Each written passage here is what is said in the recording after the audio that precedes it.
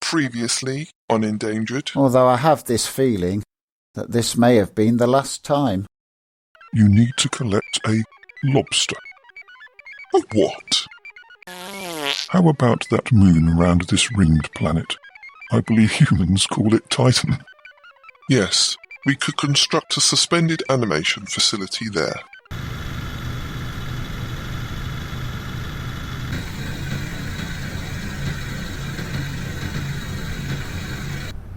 It's a woman.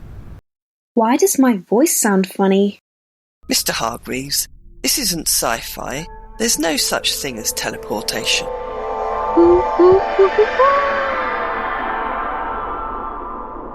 I think we may have to reevaluate a few things. It's still an active investigation scene. Just hose it down. It'll be all good. I found the right ear. Shh! We're on live TV.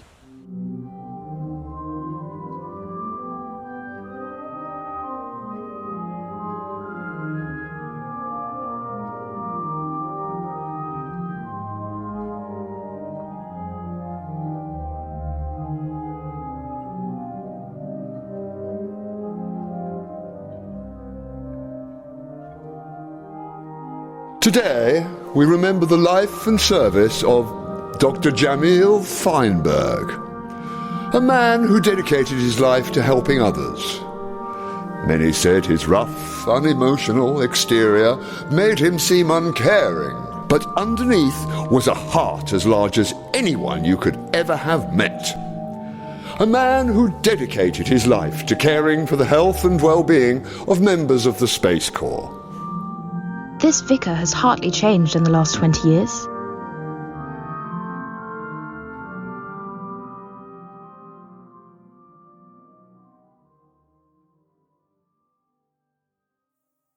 This is BNN. Captain Jane Kirkman, who commanded the HMS Endurance mission to Titan 35 years ago, has died at the age of 70. The mission was surrounded in controversy when it was claimed they found a woman in a suspended animation facility on the surface of Titan, and caused further controversy when they claimed they had an alien encounter en route back to Earth. Apparently the aliens claimed that human activity was causing damage to the environment, and the aliens would return to Earth to help us. The fact the aliens never showed up caused Captain Kirkman to be discredited. She lost her commission and ended up sinking into a cycle of drink and drug addiction, which ultimately caused her demise.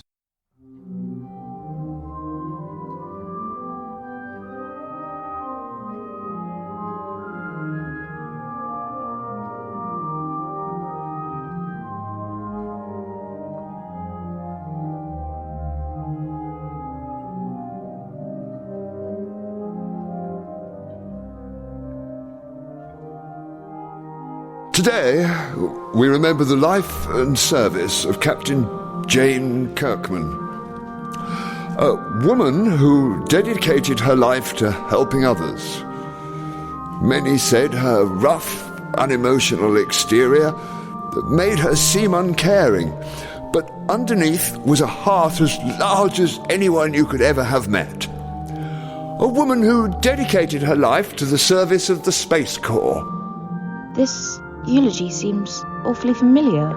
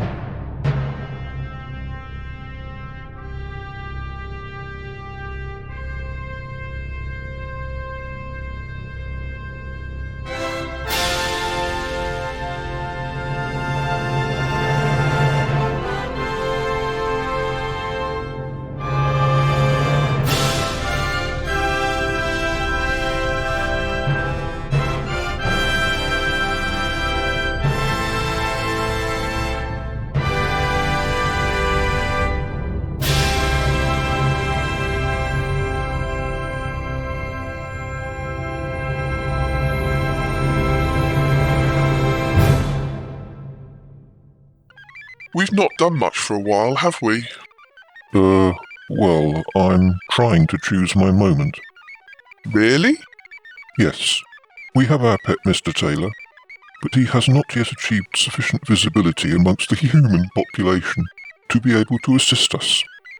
Meanwhile, the rate of temperature rise on this planet is accelerating. Most of them have not really noticed that yet. They will soon. Yes. Well, the captain of the ship which found Mr. Taylor has recently died. Hopefully, the funeral will cause a renewed interest in Mr. Taylor and what happened to him. What is a funeral? It is a ceremony whereby the remains of a dead human are disposed of. Oh, like a recycling centre. No, humans do not recycle their dead. They would consider that undignified. That explains why this planet is in such a mess. If they think recycling is undignified. For some reason, they think the best way to dispose of most of their dead is to burn them. That must have a significant impact on carbon emissions. In the past, they used to send them to landfill, but that only happens rarely now, because there are far too many of them nowadays. Well, landfill would be better for the environment. At least it would avoid polluting the atmosphere. Surely there is sufficient space. They just need to pack the remains efficiently. Yes, well, they insist on individual landfill sites, and these must be located in a specially designated area, known as a churchyard or a cemetery. A cemetery?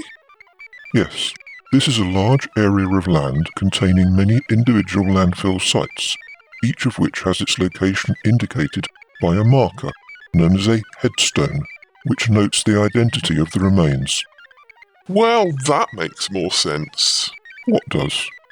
Well, if they insist on putting some of the remains in landfill, at least they are limiting it to just the head. That's not what headstone means. It means the stone is nearest to the head of the body. Well, of course, they wouldn't bury the remains upside down.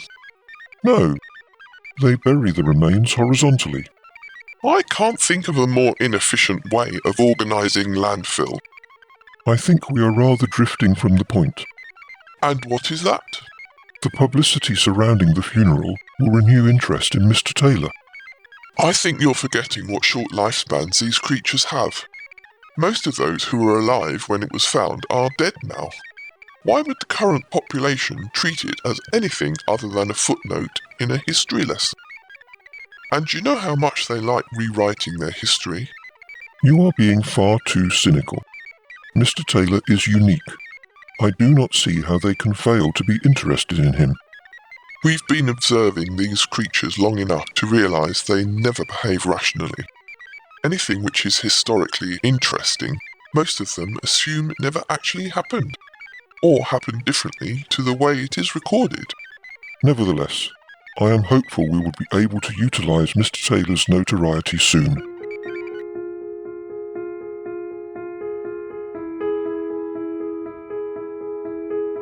This week on Dr. Kyle, we laugh at a man who fell in love with his car, a woman who married her shoe collection, and a police officer who thinks everybody should be arrested. But that's all for later in the week. Tonight we have a bumper episode with 3 particularly ridicule-worthy guests.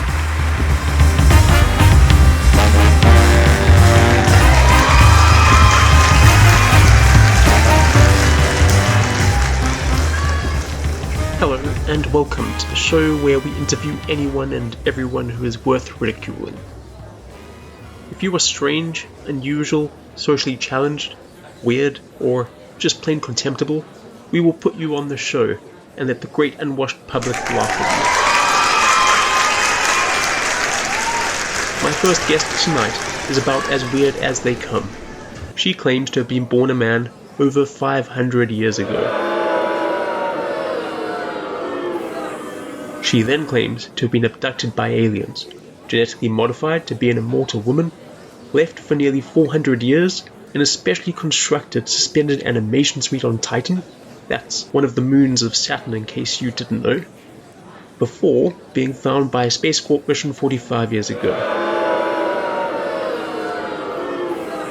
She claims the aliens transported her to their spaceship, told her they wanted to help humanity, and that they'll be back.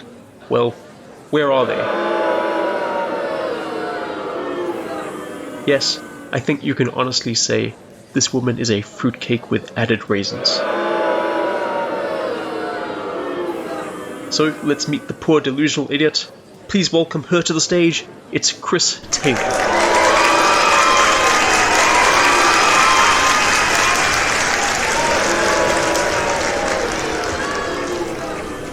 Welcome.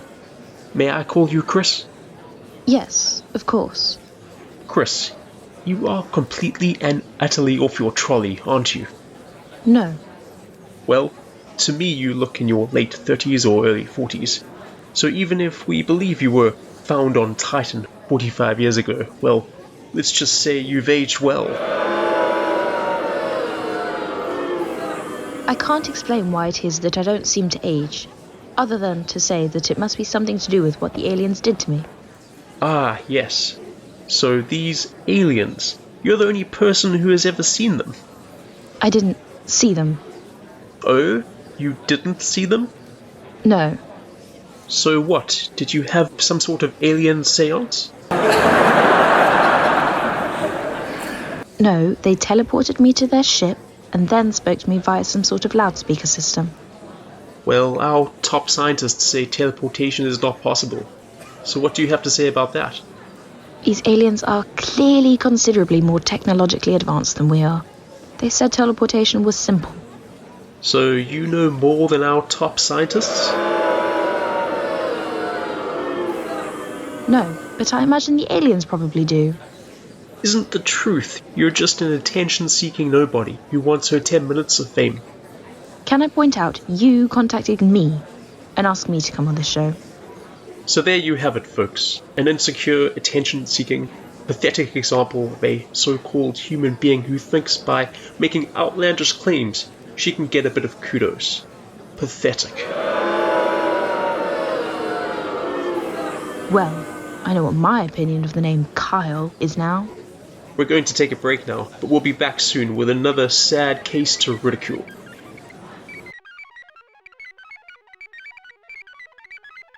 I don't understand what this is. If you were to pay attention to their system called television, you would note that a large number of humans watch this Dr. Kyle show. I have no idea why. Kyle is mind-numbingly boring, and yet somehow combines this with being exceedingly offensive. Yes, but humans are a primitive species, and clearly this is what they find entertaining. There really is no hope for them. I don't know why you are bothered. Just keep watching. It should all become clear.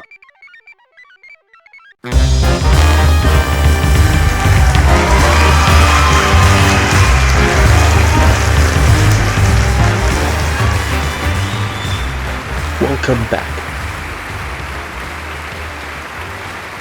For a few years, back in the early 2430s, my next guest was a global music superstar, headlining music festivals, dating supermodels, and earning obscenely vast quantities of money. His songs followed a simple format: boy meets girl, boy falls in love with girl, followed by a complete breakdown of the relationship, which involved vast quantities of suffering. But then, the dream was over almost as soon as it began. Many changes to the lineup of the band, falling out of favour with their audience, and the inevitable fall into obscurity. Until now. Ladies, gentlemen, and gender indeterminates, it's Dinsdale Dimwit. Hello, gorgeous. Would you like to make out with a global superstar? I'd rather choke on razor blades. Right, yes. Hello, Dinsdale. May I call you Dinsdale? I'd prefer Your Magnificence. Dinsdale, do you miss those heady days when you used to wow the crowds at concerts and festivals? Not really, no. Why not? Well, it got in the way of the partying. You were renowned for your antics. Is it true you once snorted ants? No, you must be mixing me up with someone else. Ah? I snorted spiders. Oh. They're great. They tickle. In fact, you were renowned for dangerous antics. Possibly. Which probably contributed to the death of various of your bandmates. I can't be blamed for that. Your first drummer was killed in an explosion? Yes. Your second drummer fell out of a hotel window? Your third drummer drowned in his car in a hotel swimming pool? Possibly. In fact, you did have a reputation for running up vast bills at hotels. I still do. How can you possibly afford it? I had good investment advice from my financial manager, Luigi, from Sicily. What exactly did you invest in? I think Luigi called it protection and extortion. Something like that. Well, quickly moving on. Isn't it true that the high death rate amongst band members is what resulted in the other band members leaving? Well... And eventually nobody was willing to work with you? What about your family? You were once quoted as claiming you had fathered 15 children with 20 different women. That was a busy weekend. So how many children do you have? I don't discuss details of my family. You should have been Prime Minister. Dinsdale is now going to the stage area to give us a rendition of his one-time classic, Filth in Your Fat Folds. Well, there you have it, viewers, an aged rocker. Punk metal? And there you have it, viewers, an aged punk metal artist with no real talent. Oi! Sponging off the efforts of others and refusing to accept any responsibility. That's not fair. You are a dirty person. You don't know how to wash. The smell, it lingers on and on. You don't give a toss. It wouldn't be quite so bad if you took care of yourself. Your awful diet is oh so sad. What are you doing to your health? The sweat comes out of your pores, a greasy, purulent slime. And you don't seem to have a cause to remove it any time. So you have filth in your fat folds, filth in your fat folds, filth in your fat folds. We interrupt Dr. Kyle for a short news bulletin. A large group of protesters have been demonstrating outside the Greta Thunberg Institute of Climate Change Research. Apparently they believe that insufficient action has been taken to reduce human impact on the environment. Their spokesman said, "The name Thunberg will forever be associated with inaction on climate change." In other news, we have breaking news. Episode7 has reported that an unidentified spacecraft, possibly of alien origin, is approaching Earth.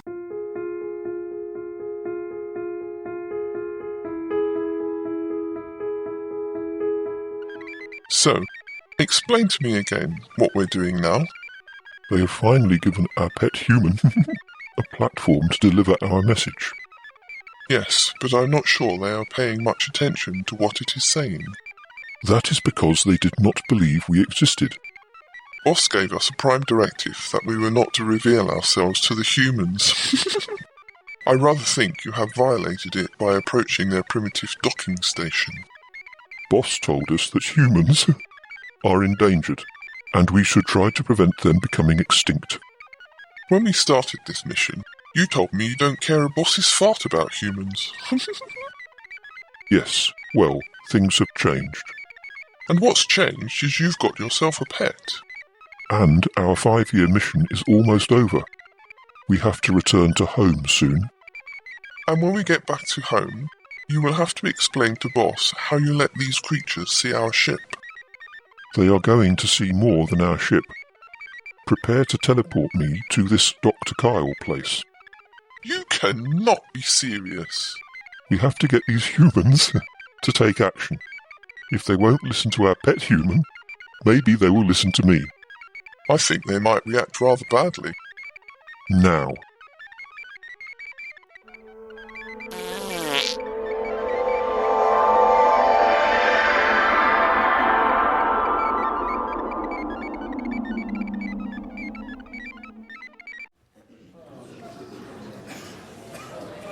I can't believe how rude you were towards me.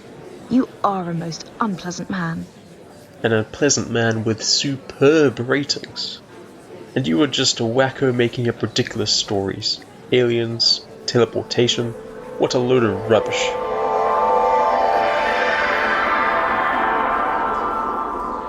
No, it is all completely true.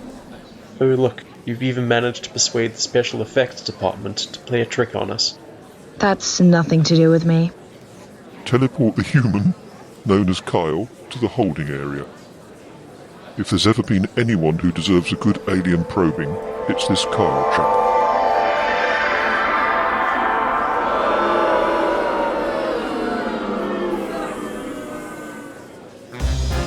And following that special news bulletin, we return to Dr. Kyle.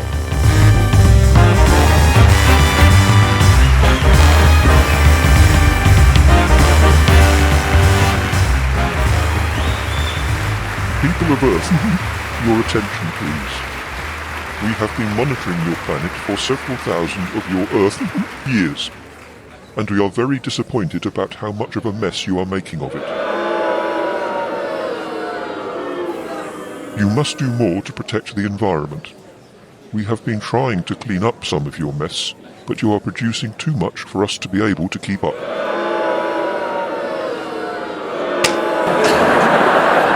Teleport me back to the ship.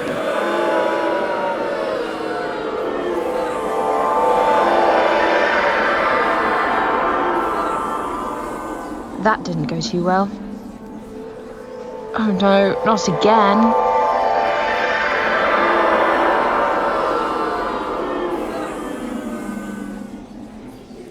When do I go on?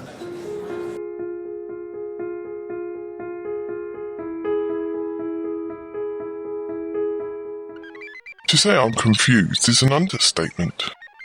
Their craft are much slower than we are. We are just getting out of range of their sensors. And now we have 2 humans on board. What are we going to do with them?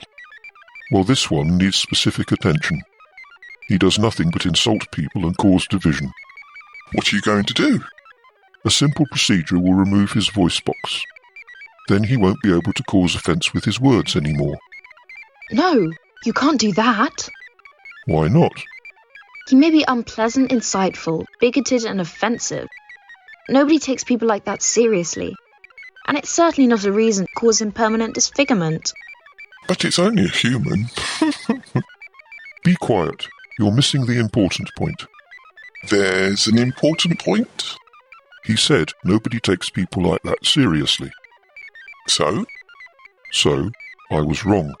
The Dr. Kyle show was the wrong venue to put our message across. So what is a correct venue to put our message across? I've no idea. You could ask me. What but a human? No. Don't dismiss the idea. It's possible he understands humans better than we do. Possible? Tell us, human. What is your idea? Well, you want to find an audience who will be interested in listening to you. Yes? The Space Corps would be interested in you. That's their purpose. Space research. And what better subject for them than to research genuine aliens? Boss is not going to like this. Boss? My superior at the Institute of Space Wildlife Research. He was particularly insistent that we didn't interact with humans. I think you've already blown that. My thoughts entirely. Oh, maybe humans aren't quite so stupid after all. So, I think you should go back to Earth, make contact via one of the space docks, and take it from there. Oh, and you can return him at the same time. Alrighty. Let's turn the ship around and head back to Earth. Yes, sir. Returning to Earth. Will you two please stop laughing every time Earth is mentioned?